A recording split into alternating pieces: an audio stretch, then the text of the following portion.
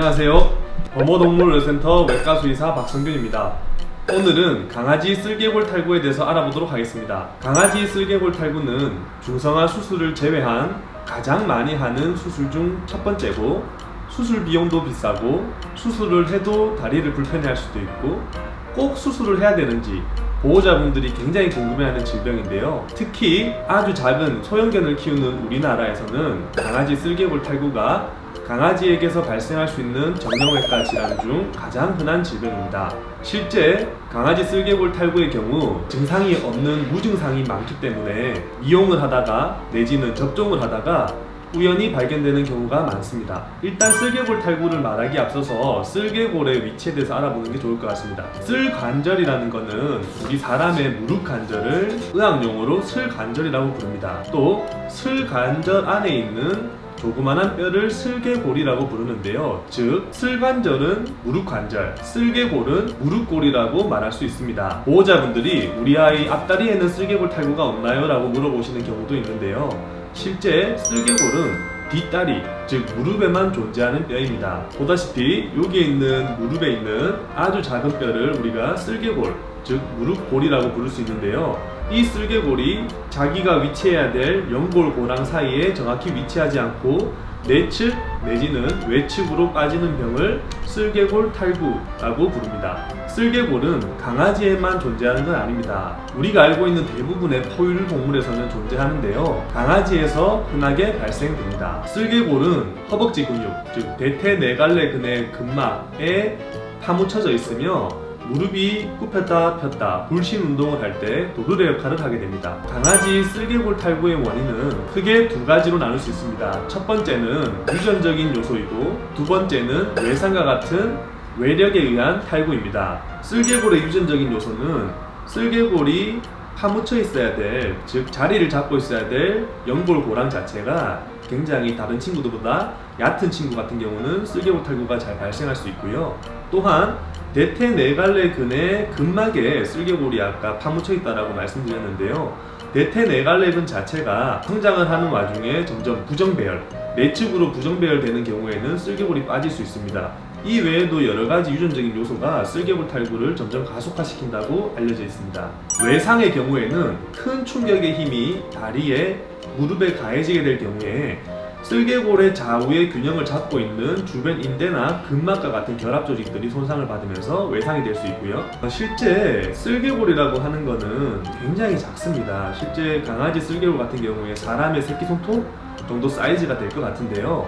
이 작은 뼈가 부러진 것도 아니고 옆으로 잠시 빠진 것, 옆으로 빠져 있는 것 뿐인데 왜 우리가 수술을 해야 되고 또 어떤 증상이 있을까요? 실제 쓸개골, 이 조그만한 쓸개골이 빠지는 거는 빠지는 것 자체의 통증은 크지 않습니다. 그렇기 때문에 우리 아이들이 쉽게 쓸개골 탈구를 숨길 수가 있는 건데요. 하지만 이 쓸개골이 빠지게 되면 대퇴네갈래근 자체가 같이 내측으로 변이가 되게 되면서 무릎을 굽혔다 폈다 하는 이 과정이 굉장히 어색해지기 시작합니다. 그래서 초기 증상은 보호자분이 잘 눈치는 못 채시겠지만 걷는 게 어색해진다, 아니면 엉덩이를 실룩실룩 오리처럼 걷는다, 아니면 다리를 굽혔다 폈다 이렇게 자연스럽게 걷는 게 아니고 좀 어색하게, 좀 뻣뻣하게 걷는 증상을 얘기합니다. 그리고 이 상황이 1단계가 아닌 쓸개골 2단계와 같이 조금 더 진행되게 된다면 이 쓸개골 자체가 내측으로 빠질 때 연골과 뼈 사이에 마찰이 발생하게 되고 이로 인한 통증과 이로 인한 관절염이 발생할 수 있습니다. 또한 3기가 되면서부터 이 쓸개골이 안쪽으로 항상 빠져 있게 되는데요. 이와 같은 시기 때는 이제 아래쪽 다리까지 안쪽으로 돌아가는 골격계의 변형을 영구적으로 유발할 수 있기 때문에 쓸개골 탈구는 이 자체로는 통증이 크진 않지만 3, 4기와 같이 오랜 시간 지속되게 되면 다리의 전반적인 골 변형을 유발하게 됨으로 인해서 무서운 질병입니다.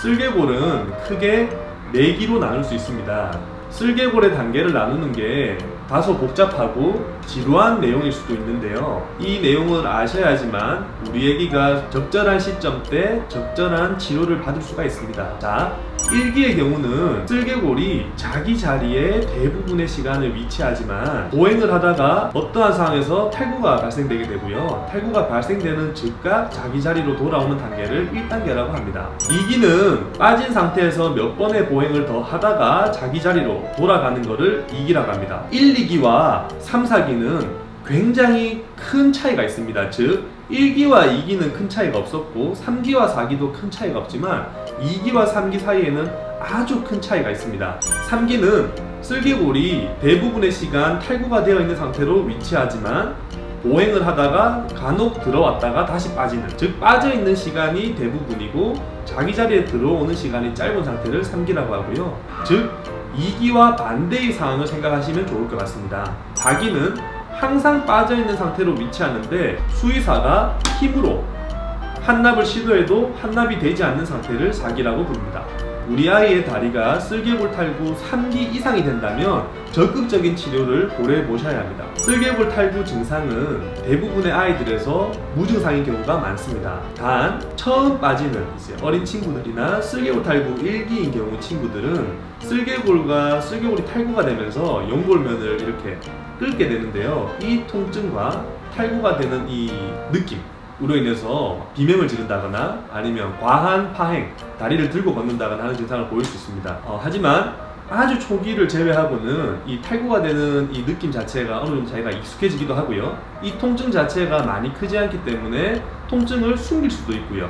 또한 탈구가 자꾸 되다 보면 연골면 자체가 마모가 되기 때문에 실제 빠지는 게 통증을 크게 유발하지 않을 수도 있습니다. 그래서 이런 경우에는 과한 산책을 하거나 아니면 높은 데서 뛰어내렸을 때 무리가 됐을 때만 일시적으로 다리를 좀 드는 스키핑 증상이 나타납니다. 이걸 한국말로 표현하면 보호자분들이 이제 깨꿈발을 든다, 다리를 잠시 전다 이런 증상을 얘기하시죠. 단 쓸개골 탈구가 3기, 4기가 되다 보면 배열 자체가 미스얼라이먼트가 되면서 다른 질병들을 유발할 수 있어요.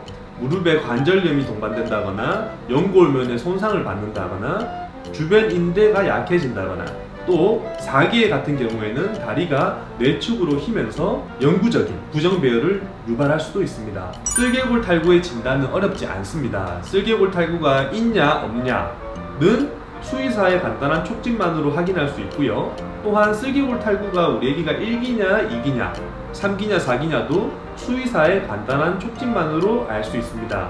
단 우리 애기의 다리가 변형이 되었냐, 즉 뼈가 휘었냐 내지는 주변 조직들, 인대가 손상받았냐, 관절염이 있냐, 또한 연골고랑 자체의 깊이가 충분하냐 등등의 정확한 진단과 상담을 받으시려면 엑스레이 촬영이 필요합니다. 오늘은 간단하게 쓸개골 탈구란 무엇이고 쓸개골 탈구가 있을 때 어떤 증상을 보이는지에 대해서 알아봤는데요. 혹시나 궁금한 점이 있으면 추가로 댓글을 남겨주시면 성심성의껏 답변 드리도록 하겠습니다. 오늘 내용이 우리 아이의 쓸개골 탈구를 이해하는 데 도움이 되셨더라면 좋아요와 구독 눌러주시기 부탁드리겠습니다. 감사합니다.